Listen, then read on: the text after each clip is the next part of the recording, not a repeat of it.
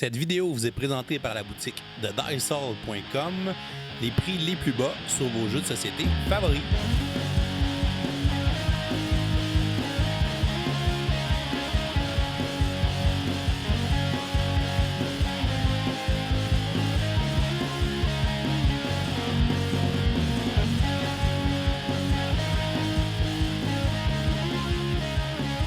Salut les gamers, bienvenue à Professeur Board Game, je m'appelle David. Aujourd'hui à Board Game Song, je vous présente le jeu Super Motherload qui a été voté par nos supporters Patreon. C'est un jeu qui a été édité en 2015 par Roxley Games, une belle compagnie canadienne. Il avait d'ailleurs remporté le prix du Canadian Game Design en 2014. Il nous vient des auteurs Gavin Brown et Matt Tolman. C'est un jeu qui se joue de 2 à 4 joueurs et dont les parties vont durer de 60 à 75 minutes. Le but sera de marquer le plus de points de victoire. Les joueurs vont incarner des corporations de minage qui sont sur Mars et qui vont tenter de creuser pour ramasser le plus de richesses dans le sous-sol. C'est un jeu de deck building où nos cartes vont représenter les pilotes de nos foreuses qu'on va utiliser pour aller placer des tuiles de tunnels sur des plateaux qui vont représenter le sol qu'on va creuser pour essayer de trouver le plus de richesses et ainsi acheter des nouvelles cartes et réaliser des objectifs en cours de partie pour marquer le plus de points. Alors, Super Motherload, je vous montre comment on joue, ensuite je vous dis ce que j'en pense, et comme on est lundi, on va vous donner une question du jour pour participer à notre concours du lundi pour le mois de novembre 2021. On va essayer de partie pour 2 joueurs. Premièrement, on va prendre le plateau de la profondeur 1 et on va le placer au centre de la table. C'est là que les joueurs vont commencer à creuser au début de la partie. On va ensuite se faire des réserves avec les jetons de tunnel, les jetons de minéraux, les jetons de bombes ainsi que les jetons d'artefacts. On va prendre soin de placer les jetons d'artefacts face cachée. On va mélanger les cartes d'objectifs mineurs ainsi que les cartes d'objectifs majeurs pour former des pioches. On va ensuite révéler pour la partie 3 cartes d'objectifs majeurs face visible sur la table et le reste des cartes seront remises dans la boîte de jeu. On va révéler dans une partie à 2 joueurs 4 cartes d'objectifs mineurs et on va laisser les autres cartes pour former une pioche. Et à chaque fois que les joueurs vont réaliser une de ces cartes, on va en piocher une nouvelle pour la remplacer. Chacun des joueurs va se choisir une couleur et va recevoir toutes les cartes pilotes de sa couleur. Il devra les séparer en différentes catégories. Premièrement, on va retirer les 7 cartes pilotes de départ. Ce sont celles qui n'ont pas de coup dans le haut des cartes. Elles vont former notre deck de départ au début de la partie. Pour les cartes pilotes qui ont des coups en argent d'indiquer sur celle-ci, on va les séparer par couleur et on va former une pile avec chaque couleur en plaçant les cartes par coût croissant de coût. Donc la carte qui coûte le moins cher sur le dessus jusqu'à temps qu'on arrive avec la carte qui coûte le plus cher en dessous. Ces cartes vont former notre marché personnel pour la partie. Donc on va pouvoir acheter ces cartes en cours de partie pour les ajouter dans notre deck. Les joueurs vont ensuite mélanger leur deck de départ et vont se piocher 4 cartes pour former leur main de départ. Les joueurs vont aussi commencer avec un jeton de bombe qu'ils vont prendre dans la réserve et on va ensuite déterminer un premier joueur. C'est le dernier joueur qui a creusé un trou dans la terre qui va commencer la partie. Une partie de Super Motherload se joue à tour de rôle. À son tour, un joueur devra effectuer 2 actions parmi les 3 suivantes. Il peut piocher 2 cartes de son deck pour les ajouter à sa main.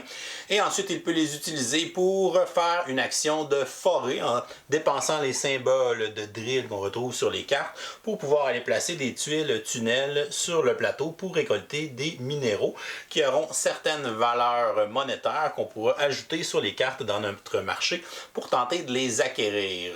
Les cartes qu'on va acheter vont aller dans notre deck. Ce sont des versions un peu plus puissantes des cartes de base avec certaines habiletés spéciales et en plus, elles vont nous permettre de marquer aussi des points de victoire à la fin de la partie.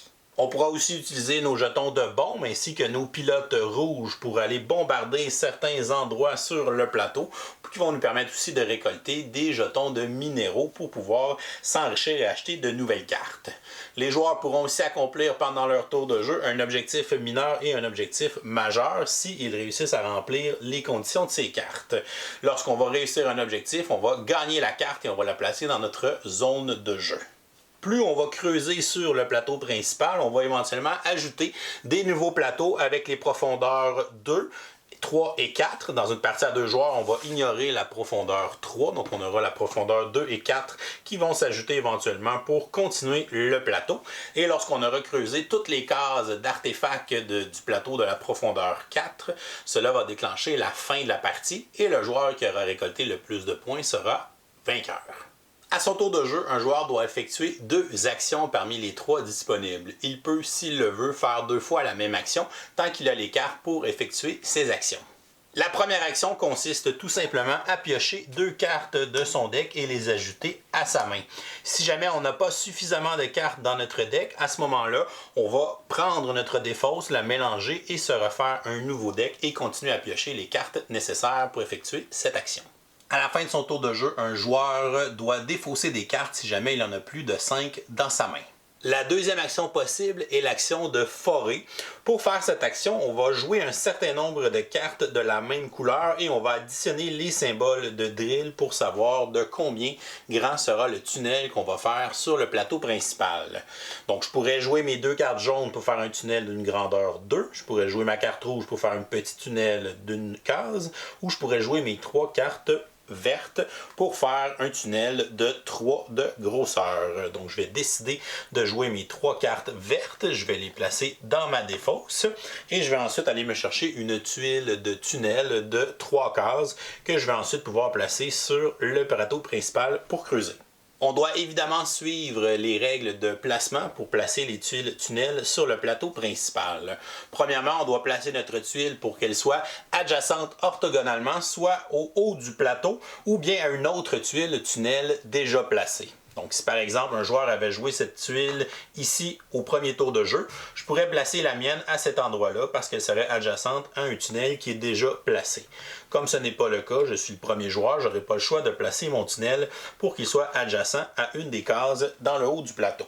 Lorsqu'on utilise l'action forer, on doit creuser dans une seule direction. C'est pour ça que je peux seulement prendre une tuile de 3 de longueur. Je ne peux pas prendre une tuile à 2 et ensuite tourner vers un côté pour faire cette forme avec mon action.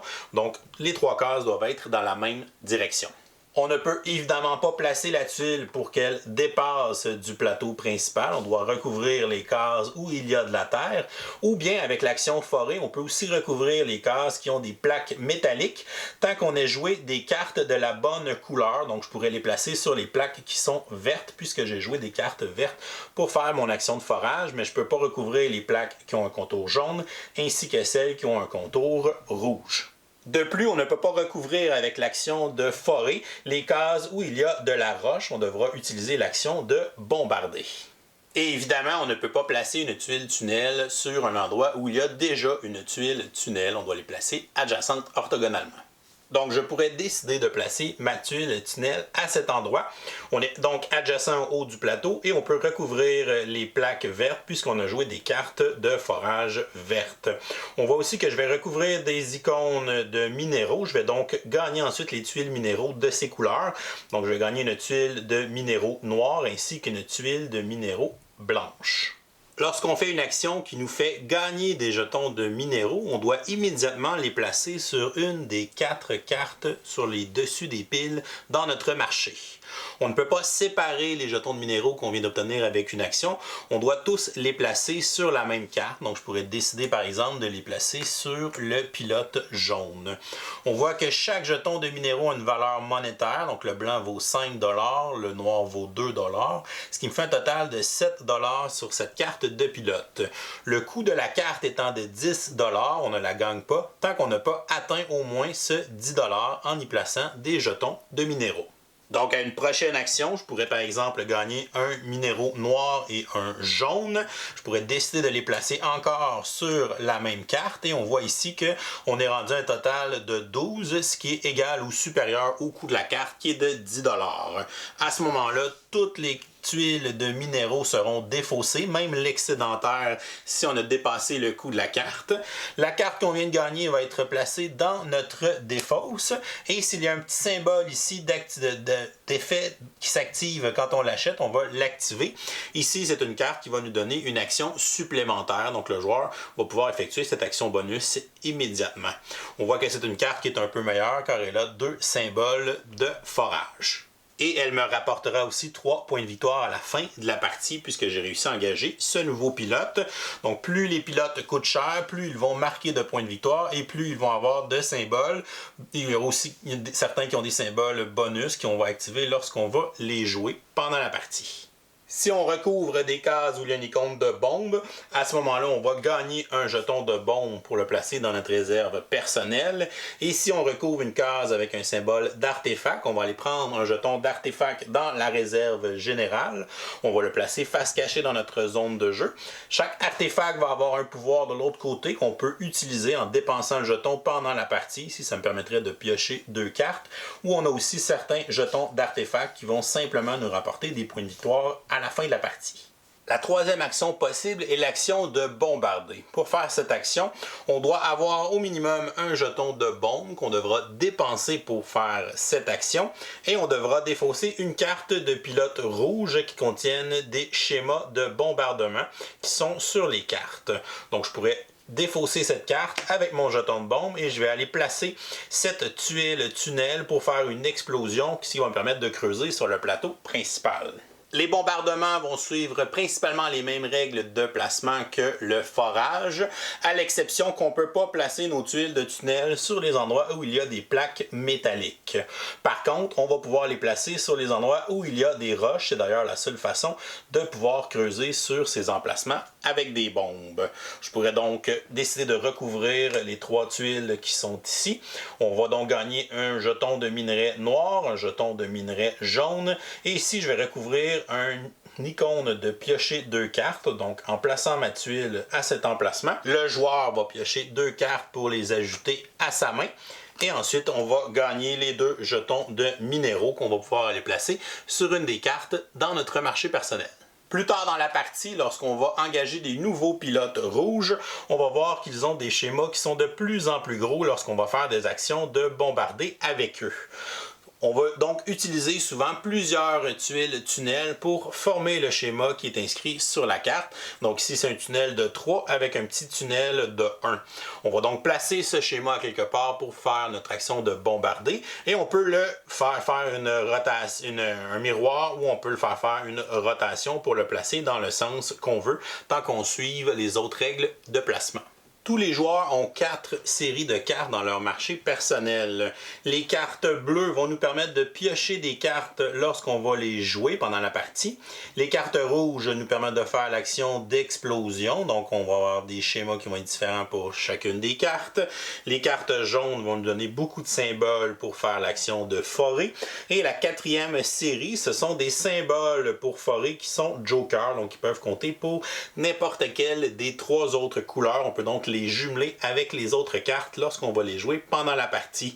De plus, certaines de ces cartes vont avoir des icônes bonus qui vont différer de chacun des joueurs. Par exemple, pour ce joueur, lorsqu'il va jouer cette carte, il va gagner un jeton de bombe, alors que celle-ci, il va pouvoir changer une des cartes d'objectif mineur qui est sur la table. De plus, les icônes de bonus d'achat seront différents pour chacun des joueurs selon les couleurs de cartes. Ici, pour ma carte jaune, c'est un bonus qui me donne une action supplémentaire. Lorsqu'on a l'icône de la main, c'est qu'on va placer cette carte directement dans notre main lorsqu'on va l'acheter au lieu de la mettre dans notre défausse. Celle-ci va nous permettre de dupliquer un de nos jetons de minéraux qui est sur notre marché pour le placer sur une autre carte. Et celle-ci nous permet de piocher 2 cartes. En plus de faire ces 2 actions dans son tour de jeu, un joueur peut réclamer un objectif mineur et un objectif majeur s'il réussit à remplir les conditions demandées par les cartes. Pour les objectifs majeurs, c'est d'avoir acheté un certain nombre de pilotes dans notre marché personnel des différentes couleurs.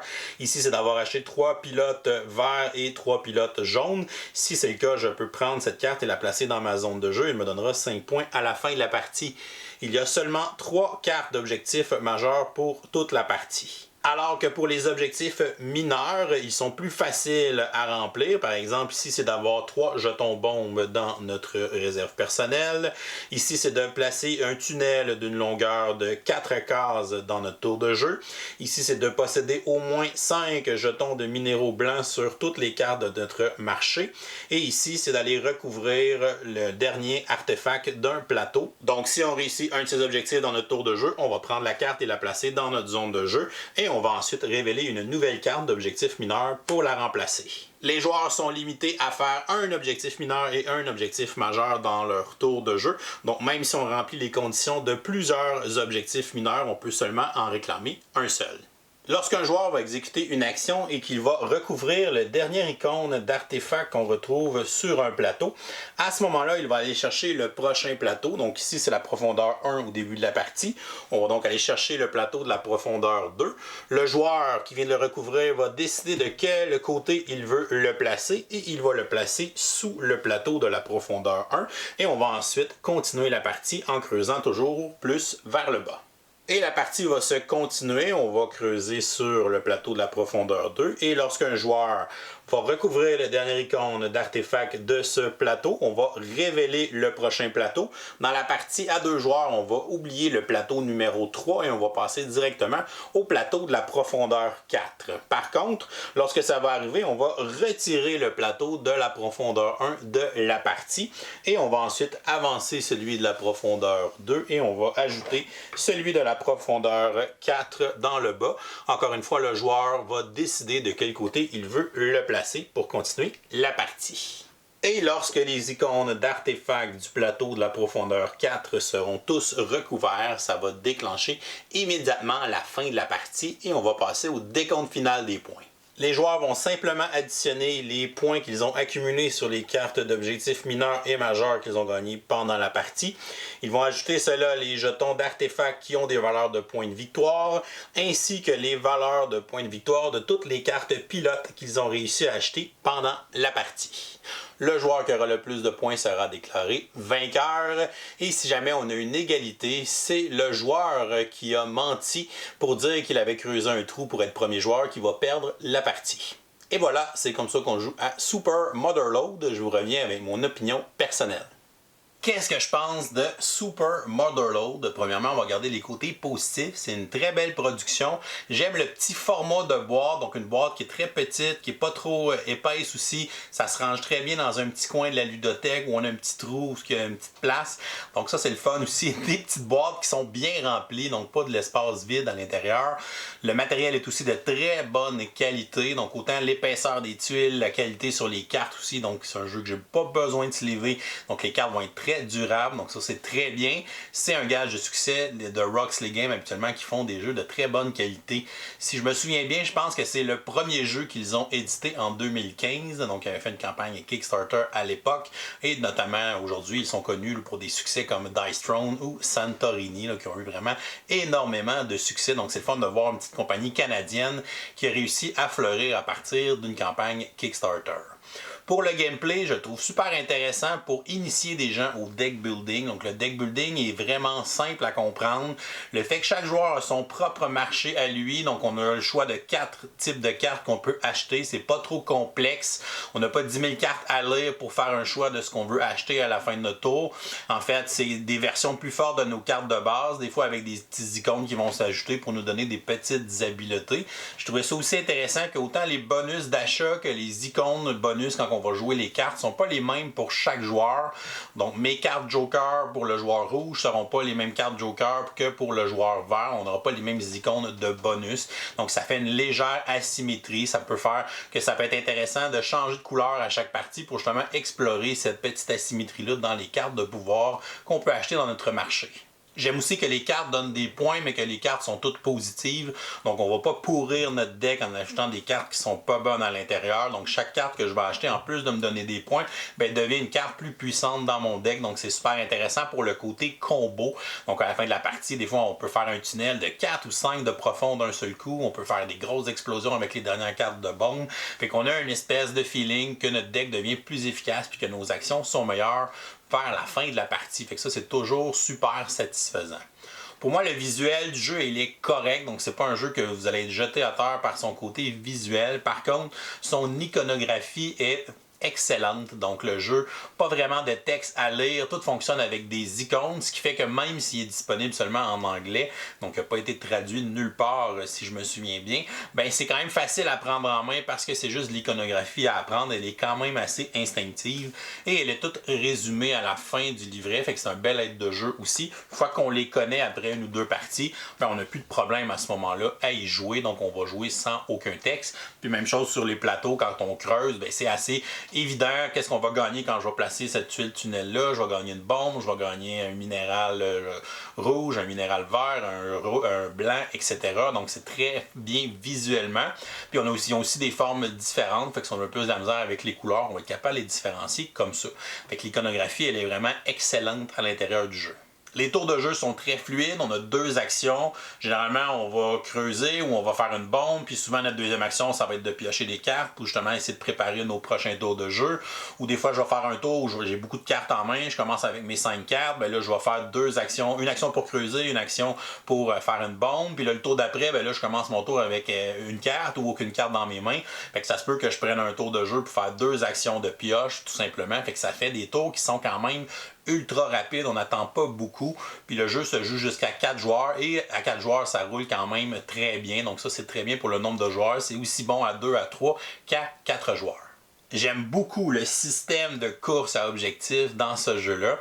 Donc la majorité de nos points va se faire avec les cartes objectifs qu'on réussit à réclamer pendant la partie et l'autre moitié va se faire avec les cartes de pilote qu'on a achetées. Fait que c'est une partie qui est non négligeable dans le jeu. C'est une partie que je trouve super intéressante parce qu'il faut toujours s'adapter à ce qui est disponible sur la table. C'est pas nécessairement ça que je veux faire dans mon tour de jeu qui est le mieux, mais si je le fais pas, lui, ce qu'il faut, il va aller chercher l'objectif. Fait qu'il faut que j'essaie d'aller le chercher avant lui pour aller gratter ces points-là. Fait que c'est super intéressant, ça fait une interaction qui est indirecte entre les joueurs, donc de vraiment se faire cette course objectif-là et ça nous force aussi à porter attention à ce que les autres joueurs font dans leur tour de jeu ou ce que les autres joueurs ont en possession. Si je vois qu'il y a un joueur qui a déjà ses 3 bombes, ben là, je vais peut-être intérêt à aller chercher une icône de bombe pour réclamer l'objectif avant lui pour pas qu'il l'ait à son tour.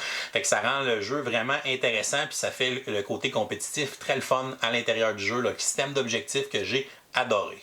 Pour les côtés négatifs, j'ai tellement aimé le système d'objectifs que je l'aurais poussé peut-être encore plus loin. J'aurais peut-être donné un objectif majeur ou 2 objectifs mineurs, un majeur à chaque joueur qui puisse avoir caché au début de la partie puis qu'on peut les révéler pendant la partie pour les scorer si on réussit à faire ce qui est dessus. Ça peut nous aider à nous donner une direction. Fait qu'en plus d'avoir tous ceux qui sont publics, qu'on est en compétition, mais on en a quelques-uns en privé aussi. Donc ça aurait été une touche intéressante à faire là, dans un système d'objectifs comme ça. Le système d'objectifs, oui, il est le fun, mais c'est sûr que c'est toujours les mêmes objectifs. Les objectifs majeurs, c'est toujours d'aller acheter un certain nombre de cartes de chaque couleur dans notre marché personnel. Mais pour les objectifs mineurs, on va pas mal tous les passer à l'intérieur d'une partie. Donc c'est sûr que de partie en partie, ce côté-là se renouvelle pas. C'est sûr qu'ils ne sortent pas dans le même ordre, mais si on a une connaissance de ces objectifs-là, ça peut quand même nous donner un avantage sur un joueur qui ne les connaît pas. Si je sais qu'il y a un objectif qu'il faut que j'ai 3 bombes, ben je vais peut-être accumuler mes bombes au début de la partie, puis attendre que cet objectif-là sorte, puis après ça, je vais me mettre à les dépenser. Mais là, je sais qu'il y a un objectif qu'il faut que je dépense 2 bombes dans le même tour, fait que j'attends-tu qu'il sorte avant de redépenser mes bombes. Fait que bref, cette connaissance-là peut avantager un joueur d'expérience versus un joueur qui joue sa première partie. Fait qu'il faut faire attention avec ce côté-là là, pour le système d'objectifs. C'est pas un jeu qu'on va jouer les parties à répétition parce que je pense qu'on pourrait finir par se tanner parce qu'il va manquer peut-être un peu de variété, mais c'est définitivement un jeu qui est le fun à sortir une fois de temps en temps parce qu'il y a une belle touche d'originalité dans son style de jeu. Donc, Super Motherload, je vais lui donner une belle note de B. Donc, pour moi, c'est un bon jeu. C'est un jeu que j'avais découvert il y a longtemps et que j'avais bien aimé. Donc, je me le suis procuré dernièrement. C'est un beau deck building d'initiation qui nous permet justement de montrer cette belle mécanique-là à des joueurs qui commencent. Le petit côté aussi de creuser avec les plateaux qui s'enchaînent les uns en dessous des autres. On a la sensation d'embarquer dans le thème puis de creuser tout le temps de plus en plus profond. Donc, c'est très sympathique comme matériel. Le visuel est correct, mais l'iconographie est vraiment superbe. C'est un jeu qui est facile à apprendre à cause de tout ça. Donc bref, c'est un beau petit jeu à essayer si jamais vous ne le connaissez pas. Fiez-vous pas au titre pour savoir si c'est un bon jeu. Donc le titre est toujours trouvé un peu étrange. Et voilà, c'est tout pour aujourd'hui. Oh, c'est vrai, on est lundi. On va donc vous donner une question du jour pour participer à notre concours du lundi pour le mois de novembre 2021, dans lequel vous pourriez gagner une copie du jeu Mini Rogue. Notre question du jour est la suivante. Quel est le jeu que vous adorez, mais qui a vraiment un nom étrange? Donc, vous nous laissez la réponse en commentaire YouTube sous la vidéo pour enregistrer votre participation. Si jamais vous nous supportez aussi sur Patreon pour au moins 5$, vous aurez une participation automatique à chaque lundi. Donc, bonne chance à tous pour ce nouveau concours. Et si vous ne nous suivez pas encore, vous pouvez vous abonner à la chaîne en cliquant le petit bonhomme ici en bas. Et vous pouvez aussi nous suivre sur les médias sociaux, sur Facebook, Twitter ou Instagram, Professeur Board Game. Si vous aimez le contenu qu'on fait, vous pouvez aussi nous supporter sur notre campagne Patreon. Je vous souhaite à tous une excellente fin de journée et continuez de gamer.